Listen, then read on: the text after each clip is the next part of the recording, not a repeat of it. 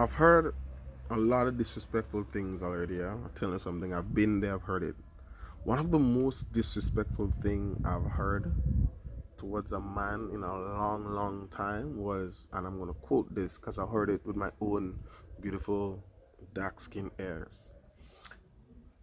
This two women was standing right in front of me, and one of them husband was walking towards her, well, towards them, and the not one said to the other, she said, "Oh, hey, you look a man coming," and she said to her friend,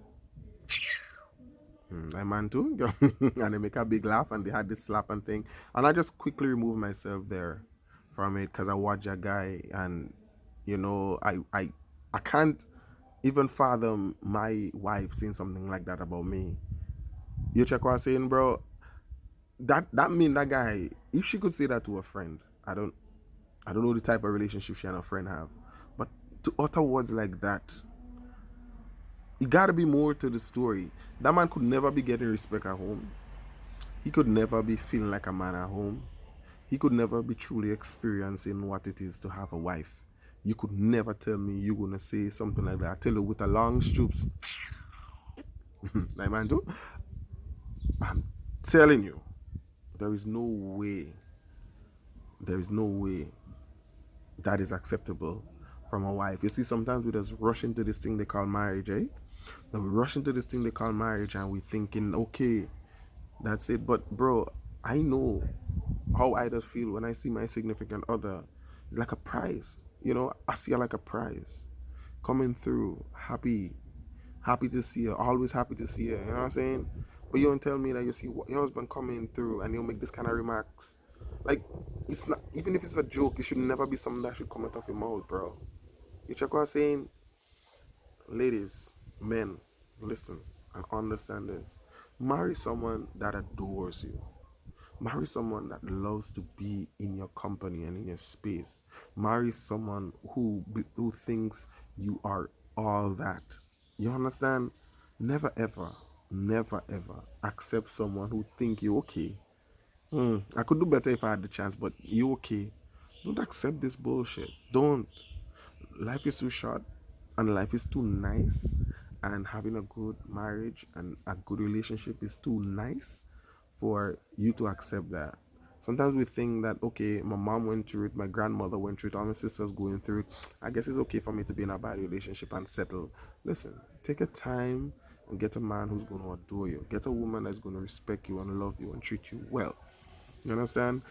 If you realize you by yourself can't make that person happy, your presence doesn't do anything about their mood and how the day going.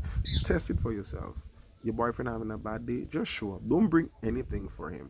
Don't bring no food, nothing. Don't wear no lingerie, nothing. Just show up and see if his mood improves. If his mood improves just by 1% in a better way, you could work with that. But if you reach there and it's same blatant face, same sadness, everything, bro, sister, you're not doing it well. Brethren, test her. Just show up empty handed and see if her mood improves when she's sad and down. The presence of a good man with a good woman should be enough to cheer them up. You check what I'm saying? To cheer them up. I've tested that a lot of times. Just show up empty handed just to see. You could probably have something in the car waiting, but just show up empty handed. Let your presence alone on a bad day be enough. Your presence alone on a bad day should be enough. You check what I'm saying?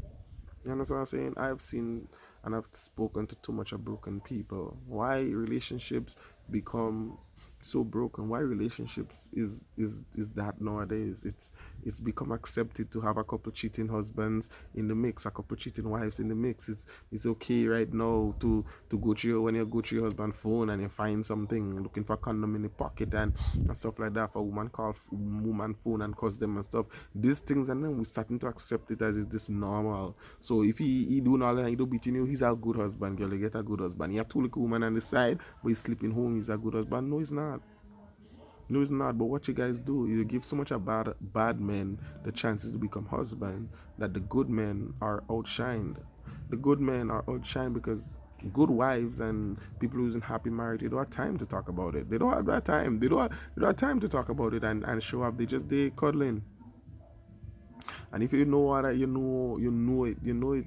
A night with your the somebody that you love, just cuddling and just chilling, watching a movie, drinking a little some, it's a vibes. But some of us can't have that because it become our relationship is so aggressive. The only type of sex we could have is make up sex. After we quarrel and fight all day, then somebody crack a joke and we and in the bedroom do nothing, and in the morning we vex again, and there's no excitement to come home. There's no joy. There's no joy. You know what I'm saying? There's no joy in the relationship.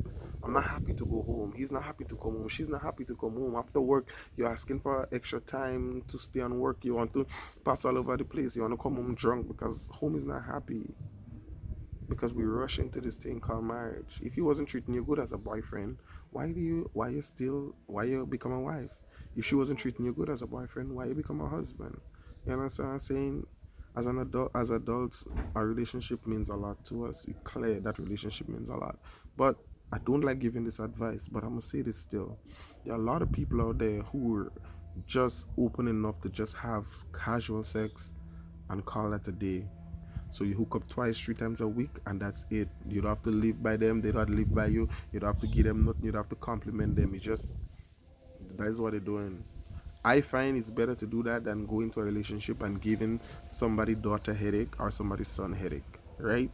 This is what I'm saying because it's gonna come a time where we're gonna become the grandparents, and then you have a lot of grandparents out there who don't have a partner, and then our kids gonna think that it's okay and it's not a problem. We shouldn't bother to even try to grow old with someone. It's okay to change partners as much as you want and stuff like that. We had to teach our kids that settling down have beauty in it, settling down have power in it, settling down have happiness in it, a good relationship. You check what I'm saying? Now, we just be scared to start over. I get it. Starting over is scary. It's hard. It's tough. It's dread. I mean, I wouldn't want to start over. Trust me, I don't. I don't want to have to start over again, get to know someone again, fall in love all over. I don't want to do that. And I know a lot of you guys, you don't want to do that because you get comfortable there. But if I'm in the shit, I'm gonna get out of shit. Even though the shit nice and comfortable, I'm gonna get out of the shit. Someone once said, when you're in shit for so long, you stop smell it, but you're still in shit, and you gotta get out. But take my advice, my beautiful people. If you watch this video here, check yourself. Make sure that you're in a happy marriage, a happy relationship. Make sure that you're getting the most out of your relationship. You understand what I'm saying? And make sure that you're giving as much as you expect to get, or even more. Give a lot, and if you're not getting, get out. Simple things. Get out. And that's all I'm saying.